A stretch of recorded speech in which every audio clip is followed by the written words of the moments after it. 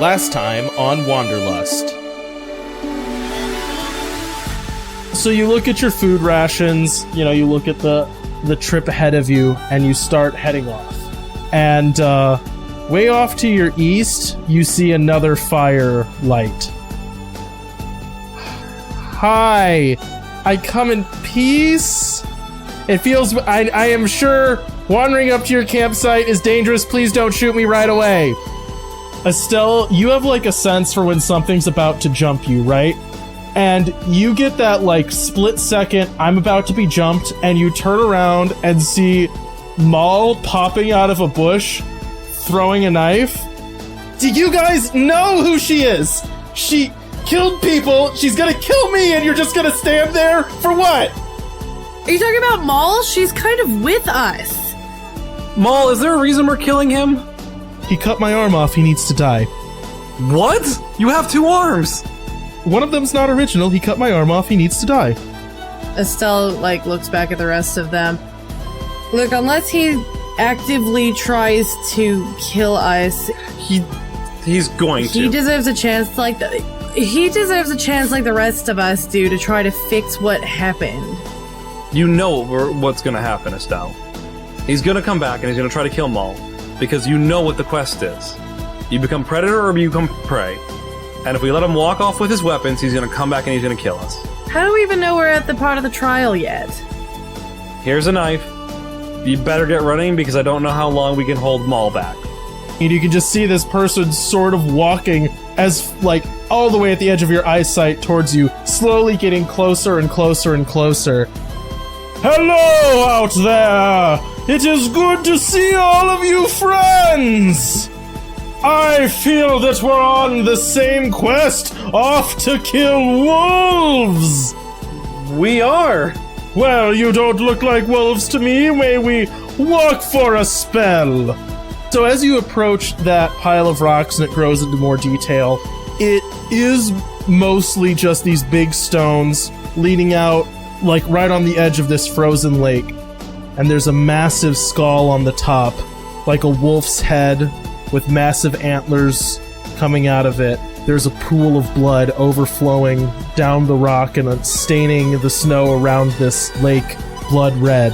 And all around you, you can feel snarling wolves and howling.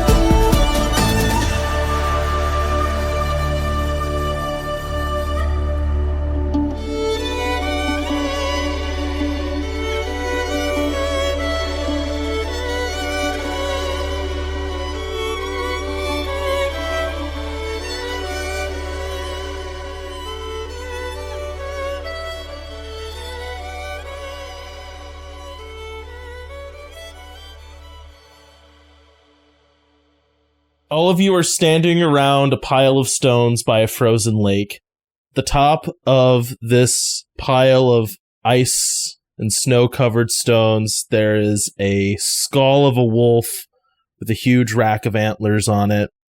There's a pool of... it's blood.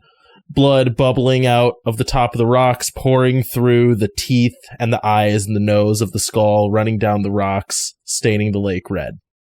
The smell here is different than what you've typically associated with when the wilds reach out to you in a more than natural way, let's say.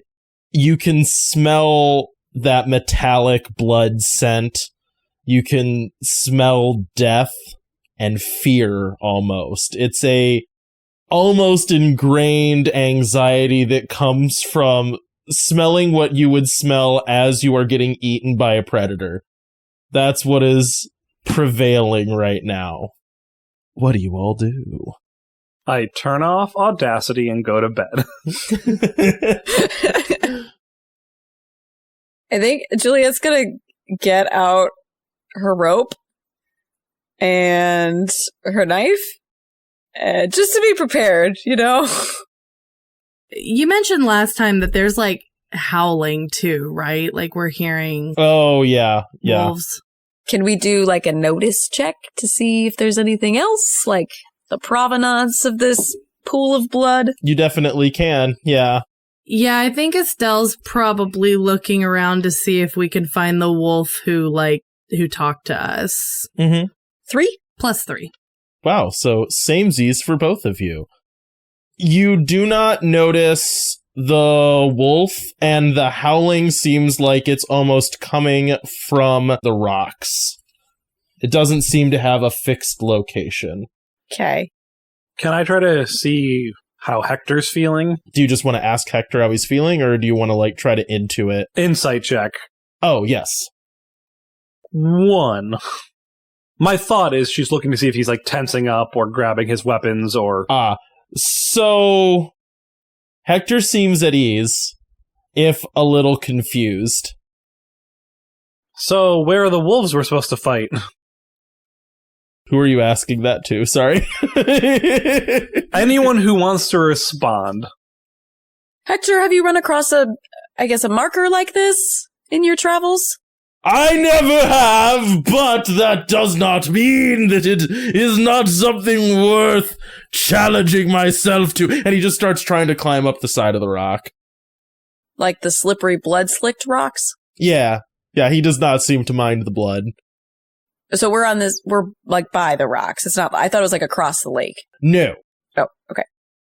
Okay, I know I got a 3 for looking for the wolf. I don't know if you want me to roll again. I'm kind of wondering if this is the same as like the area where Autumn found in the crevice before we got into this more wintry area. So are there like bones or trinkets around here? Nope. Just the skull. Okay. And the pool at the top of the rocks. I guess we climb up? Is it like sorry, I'm having a real hard time picturing this. It's like, where's the lake? Is there a lake? Okay, so there is a frozen lake. Okay. On the bank of the frozen lake, right where you're standing, is a pile of rocks, like a pile of boulders. And then pouring down, as if from a spring, is blood pouring through a skull that's sitting at the top. So Hector's climbing up like a small hill of rocks. Yeah. Okay.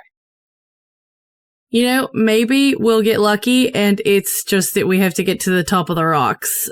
And that finishes the trial. Yeah, I'm sure that really shows that we're predators or prey. It was a joke, Autumn. This is kind of a gross, serious moment. So I don't think that's actually what's going to happen. All right, so do you guys climb up? Yup. Yes, so. Yeah. Okay, I'll say, like, I have to ask this and not be coy about it. Do you bring Guffy with you? No. Okay. You all clamber your way to the top of these rocks. The area at the very top, like I said, it's like a stack of boulders, you know? And the area around the top of this is not like some smooth, even bowl, and you can just see from the center this bubbling red liquid that's pouring out, and there's that intense smell of blood. When you get to the top, it's rounded over boulders, and it's uneven and difficult to find your footing, but the 7 of you, I want to say, right? Yeah. Yeah, because it's Hector, Mitchell, Maul, the 4 of you. Reach the top and look down into this pool, right? So it'd be by your feet, bubbling up through a skull that was overlooking this vast tundra of that wolf with the antlers. As you look down, you feel yourself drawn, like you're being pulled into this place, right? Like you're being forced down towards this pool. It becomes all that you can see is this bubbling red liquid, like you're staring down to some kind of vortex, right? It's mesmerizing and appealing. It draws you ever closer and closer. Specifically for Fred and Estelle, that draw becomes inevitable. You feel your limbs growing heavy as you fall to your knees and move ever closer to this basin. Similarly, you look over and you can see Hector on all fours crawling towards it, his hand reaching for this pool of blood. His clothes have been stained as he climbed up, not caring that he was, having blood dumped over him. He sticks his hand in the pool and slides smoothly in, disappearing. Autumn and Juliet, make some kind of like mental fortitude check. I got nothing for that. Unless you give me persistent. Nope, that does not work. Didn't think it would, but I got a 2. Notice, investigate, research, reasonable. Reasonable actually works. Okay, that's a +1. Dadgum. As you all stand up here, you see Hector first reach his hand in. Estelle and Fred, you feel an surging bite of adrenaline and rage as you lunge forward for this puddle, sticking your hands in. Juliet, you notice Maul basically do the same thing, and there's like a brief moment where you realize that your friends are disappearing into a spring of blood, and you're like, this is crazy, and then you're overtaken, like I said, with that feeling of rage and adrenaline. You've been startled, and your instinct is to lurch forward in an attack. You shove your hand in and vanish. All of you, your vision goes red. Does Autumn go in? Yes, sorry, all of you. Okay. Kind of the same way. Your vision goes red. You feel, like I said, that surge of adrenaline, of rage, and of like a need to defend yourself, to fight, to survive. And you all hit the ground on a forest that is totally unfamiliar to you. Similar to the trees that you saw coming this way, you're in a pine forest. It's all this dark, rich green. The scent of pine sap is in the air. It's not cold anymore. It's now probably like 60 degrees. There's thick fog all around you and moss on the ground. You can hear rivers burbling around next to you, and far off in the distance, the howling of wolves. And all of you are alone. Do we have our stuff? You have your stuff. I'm not doing that this time. You're not naked. I was going to say, in a shocking move from Cody Johnson. To be fair, all of our stuff does nothing except help with shift, which I'm fully unclear on what that actually does. Where it's like, you succeed by more if you succeed. Well, it's like, if you're trying to like fight something, it won't help you hit the monster, but it will help you do more damage. Okay. It's that type of deal. When you say that we're alone, do you mean that like each of us individually are separate from each other? You are not with the party. You are alone. You hear howling in the forest. Okay. Fred, as the random number generator goes for how I'm deciding who goes first now, you're alone in a forest. What do you do? I think you'd first like kind of take stock of where he is. Like what's around? Anything notable in the area? Cool. So I understand this is sort of an abstract question. So let me clarify what I'm looking for here. You're going to make a roll to kind of determine how you get your bearing and start trying to make your way through this dangerous world. And, you know, if it's like trying to get my bearings, figure out where I am, find landmarks, we'll do a roll to determine that. And there's going to be an event as a result. So that's sort of going to be the flow of it. So is that kind of what you do? You just were trying to like figure out some landmarks, get my bearings, stuff like that? Yeah, I think it would be a combination of that, like kind of trying to take stock of where he is, see if he recognizes anything, and then also like calling out to the others to see if they're nearby. Gotcha. Make me whatever role you think would be appropriate for, you know, like getting your bearings, calling out, searching, that kind of thing. I guess notice. Notice works. That was bad. -1. Okay. You start trying to like get your bearings in this forest. It's very alien to you. You know, it could be things as simple as streams flow in a different direction than is typical. The plant life, none of it is familiar to you. It all looks sort of similar to things that you've seen before, but not quite. That ever-present howling is not making you feel any better. As you start walking your way through this forest, just feeling your anxiety build and build and build as you call out for your friends. That anxiety, that like gripping in your chest increases until you like slip, fall down a small hill, and you kind of like land, realizing like, I have no idea where I am. I have no idea how I got here. I just fell into a blood well, and now I'm in a weird forest. And as you hit the ground and look up, go with me here on this looks impossible. So understand that this is an impossible looking thing that you're seeing. Far up in the sky, you see a wolf sitting on a rock.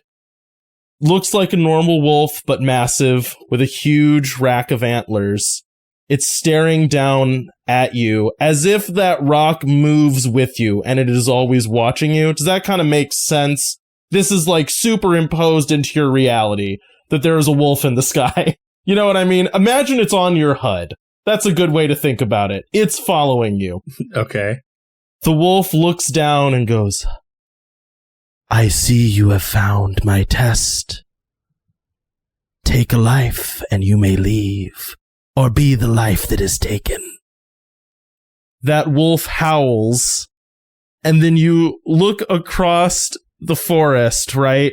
Realizing what has just happened, and you see Hector come tumbling out of, like, down a hill as well.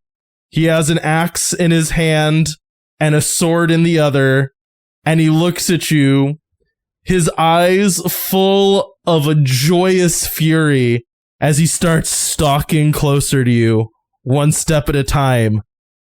And that stalking turns into a run. What do you do? Hector, snap out of it. It's me. Anything? Hector smiles as he's still just kind of like jogging towards you, and he goes, I know, and you will be my first prey, as he's still jogging towards you. All right, back on you. Yeah, Fred would get out his axe and prepare to defend himself. All right, make me a roll. Gosh, not rolling super great. It's a +2. Oh, okay. So not the worst, not the best. Not the worst, but I'm still rolling negative. And I want to be clear, I'm specifically trying to not kill him. Okay. I want to like disarm him, incapacitate him. That's what Fred's aiming to do. Yeah, so you get out because you've made some weapons, right? Yeah, I mean the axe that I'm wielding is one that I made. Okay, so you get out this axe that you've made, and it's an horribly awkward moment. Again, when you realize like drawing a weapon is not like a smooth, easy thing to do.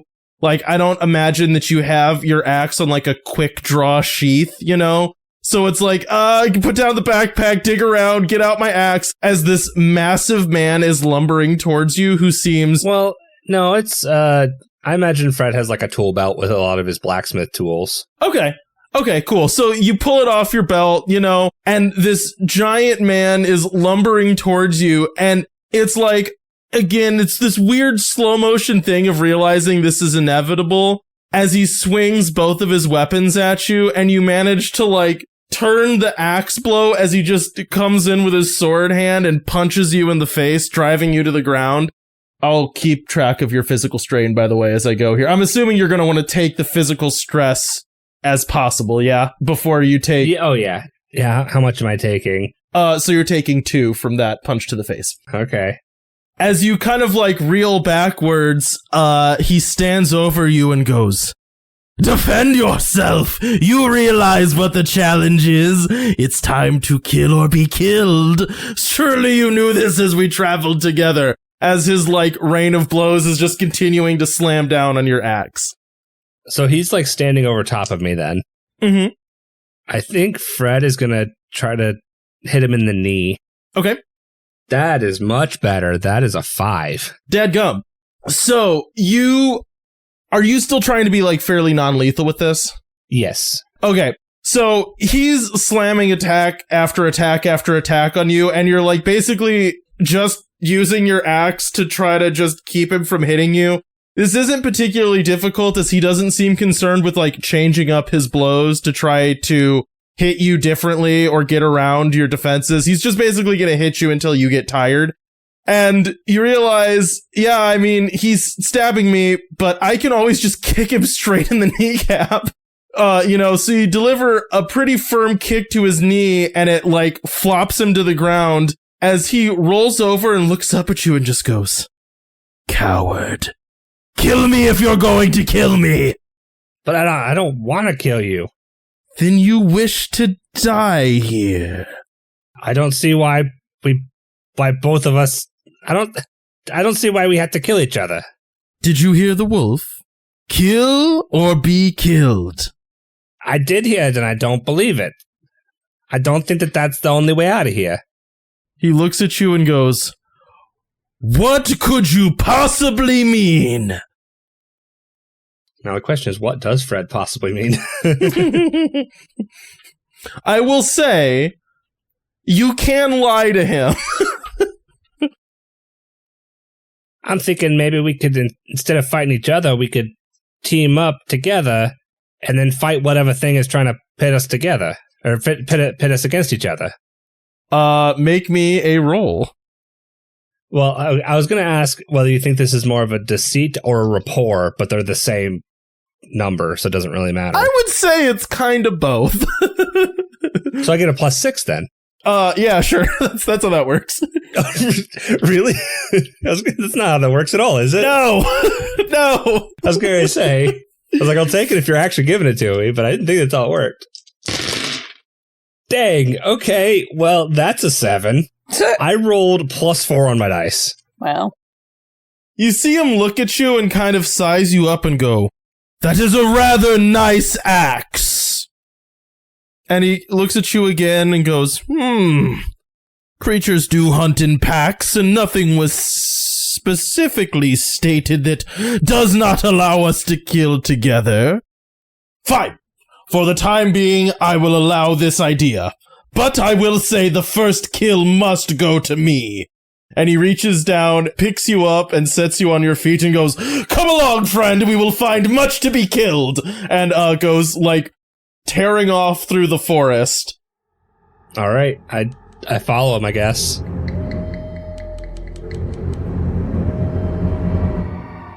All right. Boom, another random number. Autumn. You're in a forest alone. Described much the same as I described it to Fred.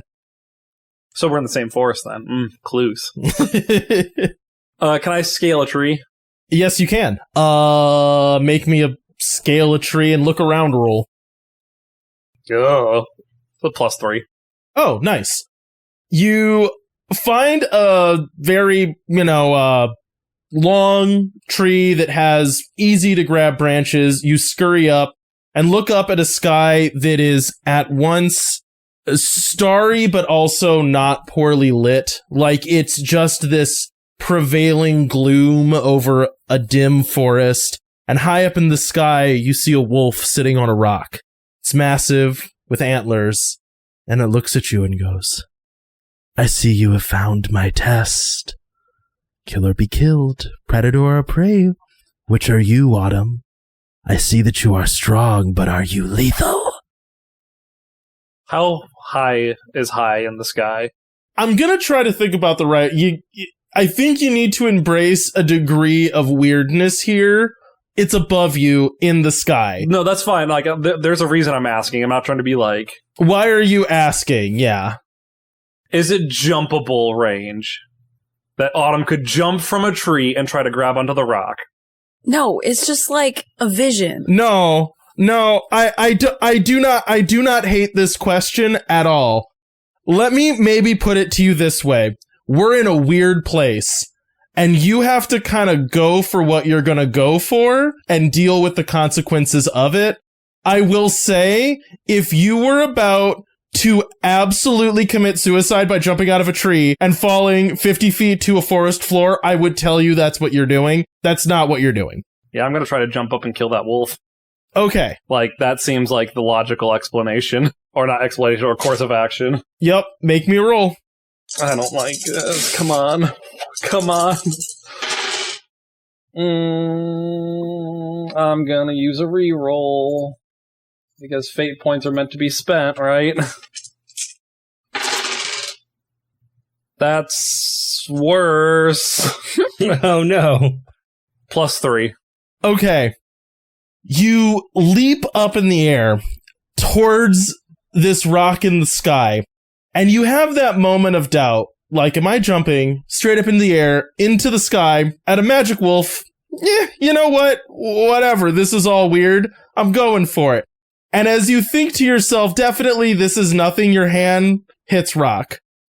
Oh, gosh. And you pull yourself up on to this rock in the sky. And you look up a very short, smoothed path up this rock to a wolf laying very comfortably on the stone. You can see bones of dead animals around it. Its eyes are a fiery red that shimmer in the night and reflect light back at you. Its tail flicks lazily. Its mouth hangs open, a tongue lolling to the side as it pants gently. It has been many years since someone would dare to do this. I must admit, though not one of the ones chosen for a pilgrimage, I am enticed. The wolf stands slowly to its feet. At this point now, like, the wolf's chest would be above your head, right? This thing is big. Easily a 500-pound wolf. It crouches, snarls, and then with total silence leaps at you.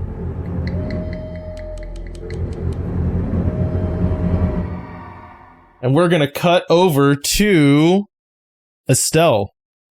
Estelle, you wake up in the forest alone. It is, as I've described to everyone else. What do you do? I think the first thing that she would do is stand up and start doing that, like, spinning in a circle, calling for everyone.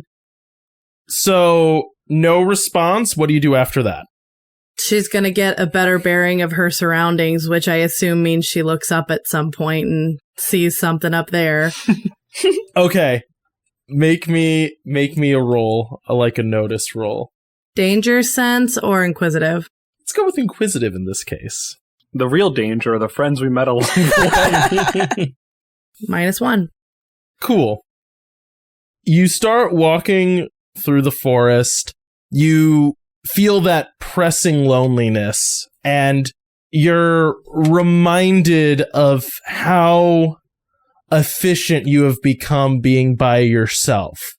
There's a comfort in not having to worry about someone else getting hurt or someone else being in danger or having to save someone else. In this case, you realize it's probably a good thing you didn't bring Guffy with you.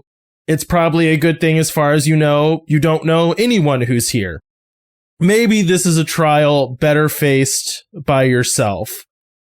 And you realize how easily you could slip back in to being alone as you walk comfortably in a forest by yourself.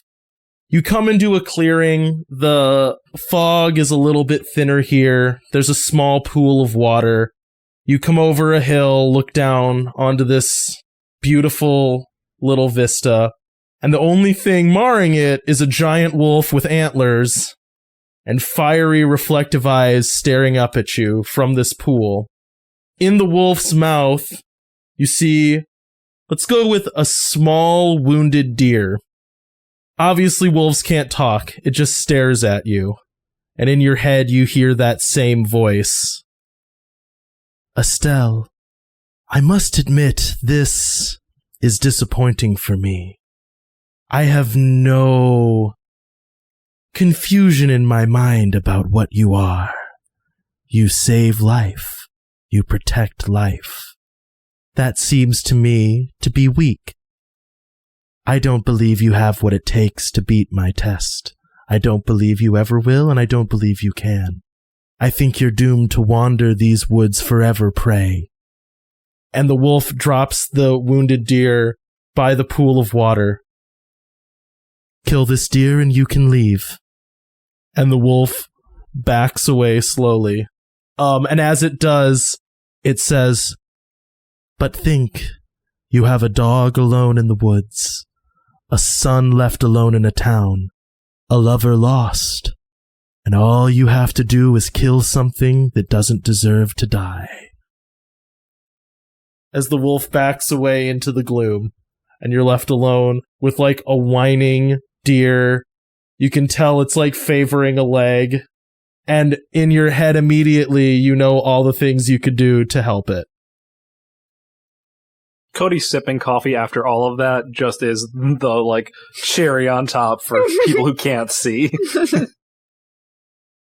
I think so. Estelle like slowly approaches the deer, and knowing what we're going into, she's also had she does have a knife, and she has had that out, if anything, for protection. And I think when she gets close to it, I assume it isn't running away. No. Okay.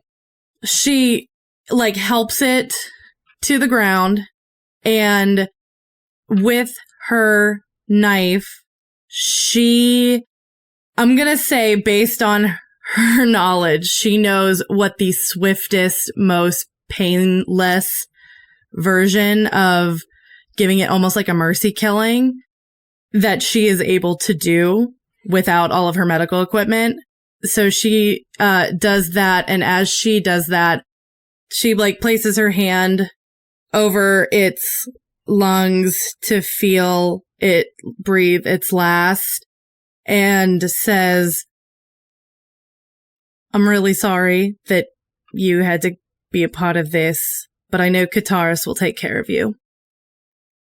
As you do that, and you feel its heart stop beating, and you're left there with blood on your hands, you hear a wolf pad back up to you, fiery eyes staring at you, and antlers. It looks down at the dead prey on the ground, and looks back up at you, and you hear in your mind's eye again, "Well, Estelle, you are free to go." And you have this uncomfortable moment of realizing a few things. It doesn't seem mad or disappointed, and you feel yourself being wrenched away from this place, your vision fading. You can feel the cold pressing in on you again as you realize you don't really know who all is still there and who all you left. And as you feel yourself pulling away, you can almost see like a shadow of Autumn alone on a rock fighting a wolf as you wake up in a snowy tundra, staring up at the sky, Guffy licking at your face, totally alone.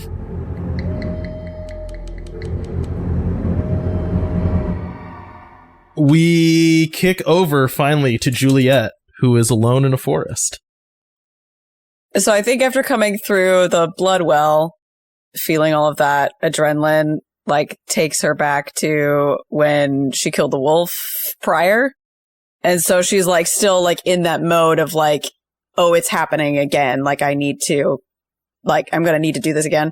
So I think she like roots around for a stick and like sharpens a stick with her knife, and is then just like, okay, well, now I have a sharpened stick and there's no wolf yet. I guess I'll start walking and trying to navigate, like, see if it looks like something familiar, or if it's a different planet or what. Sure, make me a roll. Of, like, navigating, notice? Sure. Yeah, that works. Wow, okay. That's a 0. Wow, you rolled a 0 on your notice? I did, yeah. Jeez. All right, so you're walking through an unfamiliar forest. It's impossible to see very far. It feels like every tree looks just like the tree before it. You still are feeling like the remnants of that adrenaline pumping through you that was driving you forward. And you are trying to be aware, right? There's this desire to be like, head on a swivel. Don't let the anxiety drive you to total distraction. Be focused. You were able to handle a wolf. And that's what's going through your mind when you look up into a tree and you see like an odd ripple. And then you see Lance where that was, holding one of those mini things that looked like guns at you, and you're like, oh, I need to die, and then you get, like, shot in the chest with something that knocks you to the ground and knocks the wind out of you. Okay. You're laying there, barely able to move, And So I haven't seen the wolf yet, right? Like the wolf in the sky? no. Okay. No. And Lance walks over top of you, and it's just like kind of that's all that's in your vision. And he looks down and goes, look, I think we all know that not all of us are getting out of here alive, and I have to get back. So I'm sorry about that, but you happen to be the blood toll that I walked into first. There's nothing personal about this. As he says this, he's like pulling a knife out, gives it a couple of sharpens, and you see him like about to stab you. What do you do? Okay. I'm going to try to get the knife out of his hand. Like, if I'm like falling on the ground and I still have my stick in my hand, Yeah. I'm going to try to disarm him. Okay. Make a roll for, Athletics? Sure. Yeah. Dexterous hands? Either is the same. Yeah. 4. Oh, wait. I'm sorry. By the way, you took 2 strain, which takes your last strain. Oh, you said a 4? Yeah. So he's about to stab you, and you like wait until the last moment and then swing up and knock the blade out of his hand. And he kind of like shakes his hand and looks at you and goes, now look, you're making this harder than it needs to be. You've been shot full in the chest. You're not winning this one, all right? Just, we're both people of logic, I think. Why are you making this harder than it needs to be? And you see him like go for another something that looks blastery at his waist. I'm going to try to take that out too. That's a +2. Cool. So you leap to your feet and try to go for his gun hand, and you manage to like push him back and kind of like hit him, but he doesn't drop the thing in his hand and fires it again, and you feel it like burning heat as it clips through your arm, like not fully hitting you. That was a success? No, that wasn't a success. That was a tie. Because we're doing opposed. Okay. He's rolling against you, yeah. Okay. And you feel like searing pain on your arm as you, like, in your head can start doing the math of how much damage this has done. And it's like a pretty gruesome wound that just got burnt and then, like, cauterized shut on your arm. Okay. Lance, we don't have to do this. Yeah, so as you're struggling with him, he's like, you don't have to do this. I do. Everyone I know will die if I don't. You get to not have to do this. Do you want to try to do a convince? Yeah. Okay, go for it. Do you want me to roll first, I guess? Yeah. Genuine or reasonable? I think reasonable works. It doesn't really matter. It's a -1. So, sorry. Okay, so go ahead. Yeah, say what you're going to say. We don't have to do this. We can figure out a different way. We can put our heads together. You're a scientist, I assume, as well. We can figure out a different way to do this, to get out of this forest. And then killing each other. Why should we have to kill each other? We can use navigation. We can use cartography. He shoves you back off of him. He like kicks you in the chest and pushes you back, freeing his hand from yours. He looks at you and goes, I have killed people that I like far more than I like you. This is not a choice for me. At least not a difficult one anymore. I'm glad it is for you. I think it's better to die like that than wait until you've become me.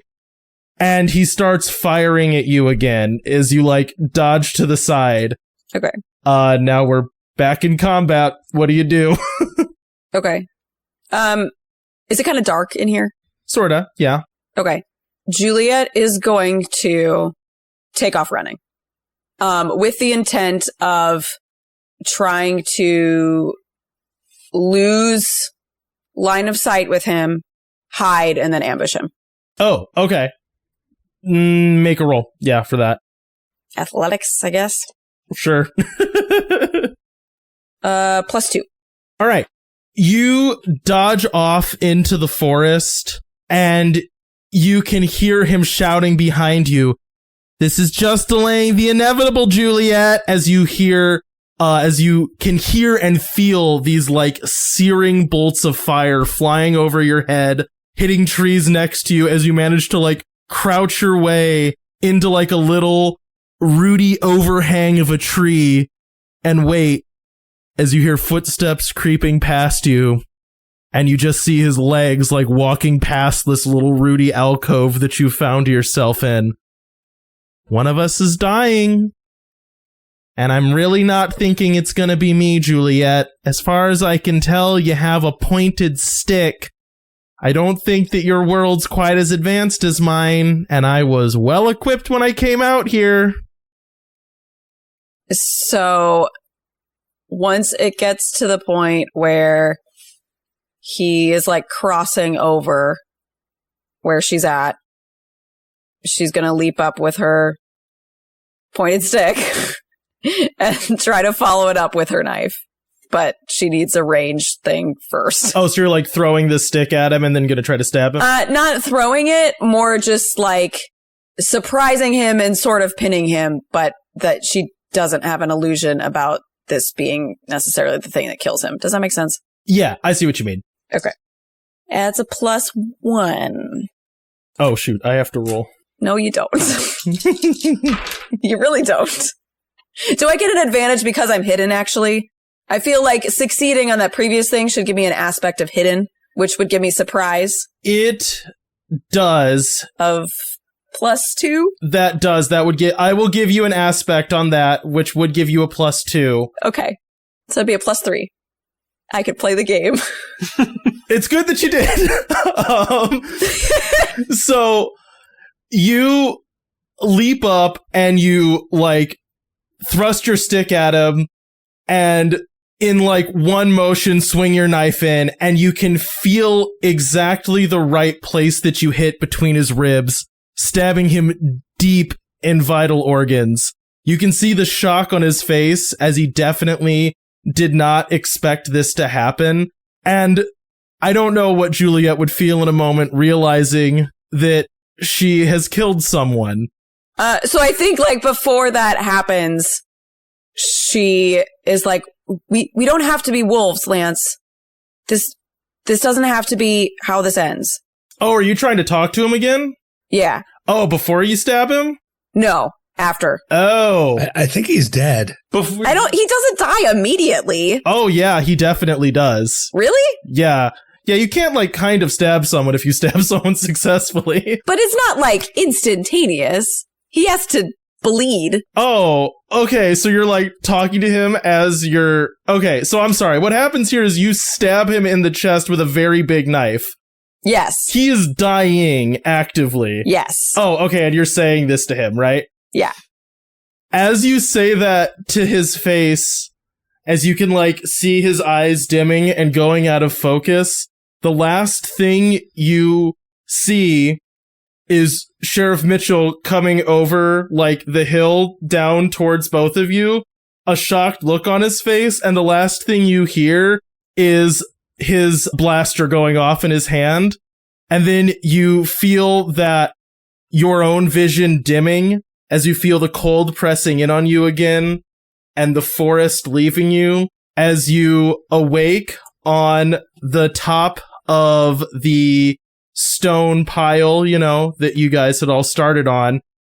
Okay. You look down and see Estelle, and you're like, good.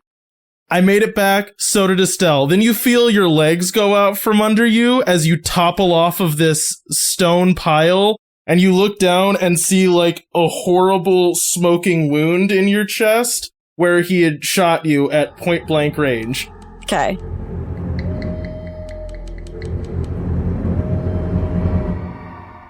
And we are gonna cut back to...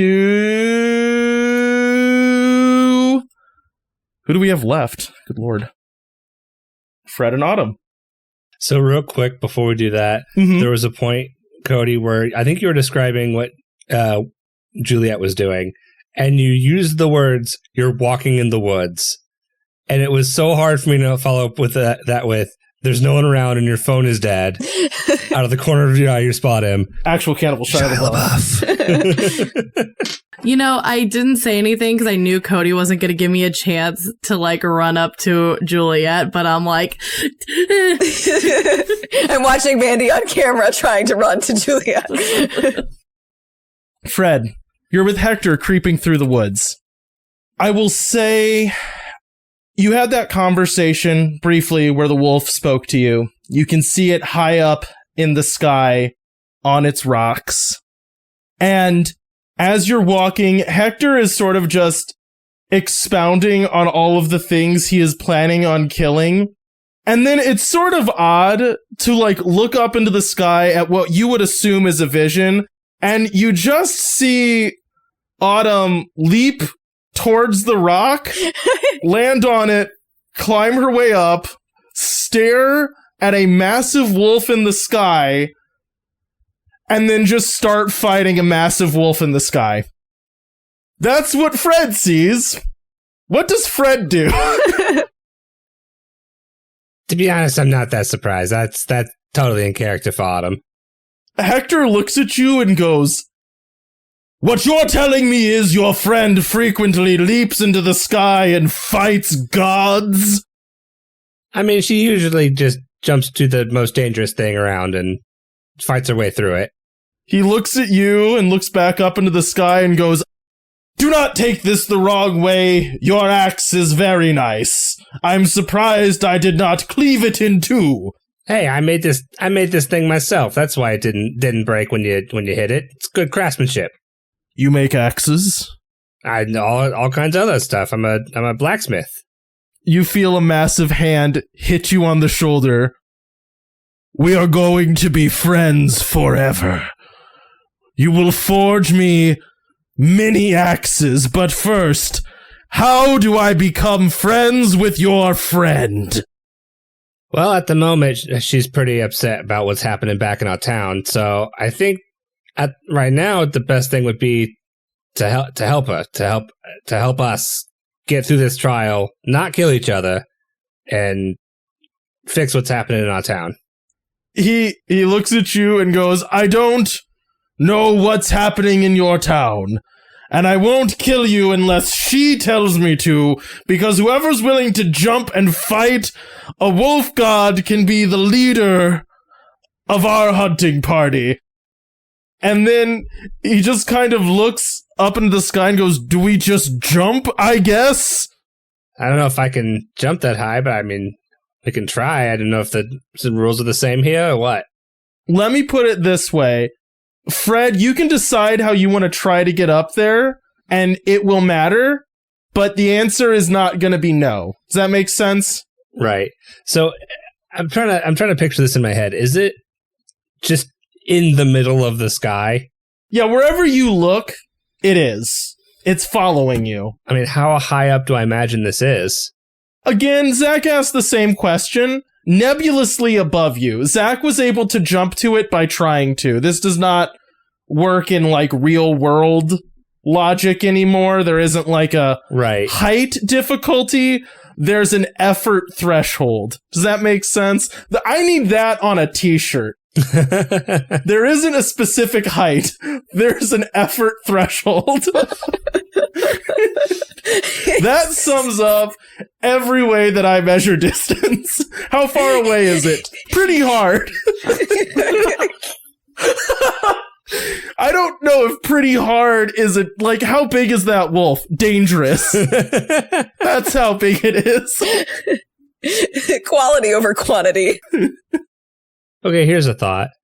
In this foresty area that we're in, do I see any hills around, any higher up places, or maybe a cliff face, anything like that? Sure. Okay. So I got an idea. We could cut down a few of these trees to make ourselves kind of like a ladder to see if we can climb up to it. Because I don't think I can jump that high. I like it. Make me a ladder check, and while you're rolling that, we're going to cut back over to Autumn. Autumn, high up in the sky, you're fighting a monstrously huge wolf on a rock. Make me a roll for that. 6. Dad gum. It's a good thing you're good at this kind of stuff. I know, right? I'm only fighting a wolf god. I hope I can at least body it a little bit. Your physical stress is stupid, by the way. I want you to know your physical stress, it's stupid. Are you talking about how much capacity for stress Autumn has? Yeah. So this initial part of the fight is at first sort of exhilarating as you realize you're able to kind of go toe to toe with this thing for a while. You are able to predict its leaps. You kind of know, you've seen predators fight in the wild before. You've been in your fair share of scraps with creatures at this point as you dodge and roll. And are you armed at this point? Yeah, my spear. As you manage to worry away attacks with your spear. Oh, sorry, you said and.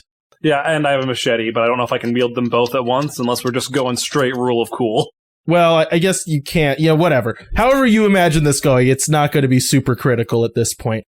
So you manage to fend the creature back as you're darting in with your spear and your machete, and you feel occasionally like you're actually landing blows, as every time there is a cut on its hide, you can smell that blood in the air, and you can almost feel the wolf getting more excited, more eager to fight, almost growing larger as you spar with this thing. And as you're doing this and feeling good, there's a moment where its paws come down and hit you're blocking crossed with your machete and spear, and its paw hits it and then just presses down, and you feel your legs buckle and the claws start to sink into you a little bit as you're like, oh, this thing is much bigger than me, actually. And just its weight is quite a lot as it forces you to the ground and you feel yourself beginning to buckle. Meanwhile, over on, okay, real quick, do you have to mark, I want to make sure I get the rules right on this. For marking strain, you can't check more than one box to deal with strain, right? No, you can. You can check more than one box. You just have to, you can check more than one box. It just has to be at least the amount of stress. It has to equal. Yeah. Or more than. Gotcha. Right. So it's gotcha. So that was 3. If all you have left is a 4 box and you take 3 strain, then you have to mark the 4 box. You have to mark the 4 and you don't get the 1 over. Okay. Got it. Yeah. You don't get any change. Okay. I had that backwards in my head. Anyways, back over to Fred building a ladder. Make me a crafting a ladder roll. I rolled a 5. I rolled plus minus.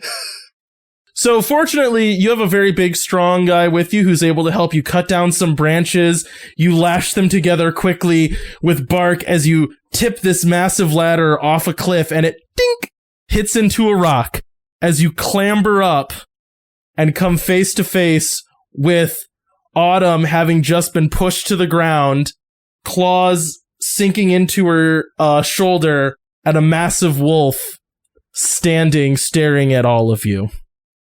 Yeah, I'm gonna try to hit this wolf with my axe to get it off Autumn. All right, and I'm gonna make a roll for Hector, who is gonna do much the same thing. All right, and roll for the wolf. All right, make me that roll. It's a 4. All right, so you rush forward and start hacking at the wolf with this axe. You can feel Hector next to you doing the same, as the blows that you're landing, although they feel like they're connecting, it's almost like you can feel your axe bouncing back as you hit hard muscle, bone, and pelt. But you do manage to distract it enough as it swipes its claws across all 2 of you. Sorry, I was going to say all 3, but anyways, doesn't matter. Hector leaps back out of the way, extremely nimble despite his size, but you just take bear paw full to the chest as you get knocked backwards by this thing. All right, back on all of you. The wolf is now backing away. It's kind of shoulders raised, snarling, eyes looking at all 3 of you. How hurt is it looking? Not very. See, the funny thing is, in my head, I was trying to think of it. I knew you'd already answered this, but I'm trying to think of how big is this thing, and your answer was dangerous. So then my joke was going to be, how dangerous is this thing? About 8 feet tall. About 8 feet, yeah. About this much dangerous. Man, I can't take too many more hits. I think Autumn's just not relenting at all. Or it's like she was freed from pins and she's like already back up running at it. Cool. That's not great.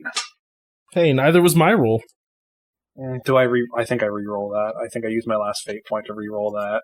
It can't get much worse. Fred, are you joining in the attack? Yep, doing much the same thing. Just trying to keep the pressure on this thing. That's significantly better. I got a 4. I got a 3. Oh, I got to roll for Hector, who did terribly. Oh my gosh. So, the three of you rush in again, and this time you can tell the wolf is like expecting this. Hector is clearly the biggest and most imposing. He gets instantly knocked off his feet. Autumn, you and the wolf start to do this same dance again as you're both jumping around each other and you're trying to like find opportunities to get in attacks, and you manage to feel your spear catch it one time that you feel like was like in a leg, wounding it as it sort of drops to one side. And meanwhile, though, you look over and see Fred like trying again to hack at it, and a foot just comes down, catches Fred, and pushes him to the ground. You can see like Fred collapse, trying to like swing at this thing as it puts all of its weight down on Fred's chest. Oh, you also took strain as well. And you kind of realize that it's like you either stop this from happening or the wolf's just gonna put its full weight on Fred's chest, crushing him. So what I want to do, and I don't know if this will give me any extra bonus when I do it, but what I want to do is I want to do a feint where like I look like I'm going to run and hit it with my weapons again, you know, like the same thing we've done. And right as I get there, I try to grapple it. Okay. You know, so it's like bracing for me to slash it, and then all of a sudden like I'm like wrestling it. And then depending on how well I do, I want to roll off the thing with it. I like that. That's a 4. So you said what you wanted to try to do was wrestle this thing off of this rock, right? Yeah. So that works. Oh, I got a good line for it, though. Cool. So she runs up and, like, grabs this wolf, and, like, as she's rolling over the edge, she says, "You should have picked someone who doesn't believe that gods can be killed," as she takes a dive off with this thing. As you say that, you can feel this odd sense of hatred, but also pride from this massive wolf. As it wraps its arms around you, you can feel teeth sinking into your shoulder as you plummet through the sky down towards a canopy of trees, still technically on top of this wolf, and you can feel yourself picking up more speed than you want to be as you hit the ground. And that's where we'll end.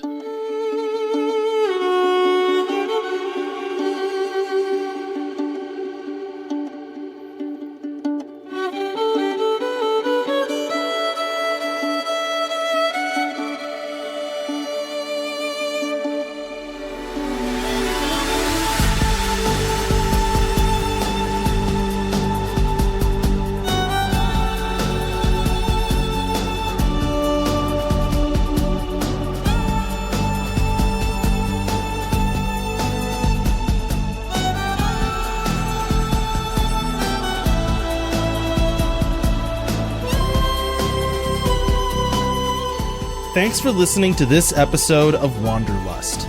Music for this show is credited down below.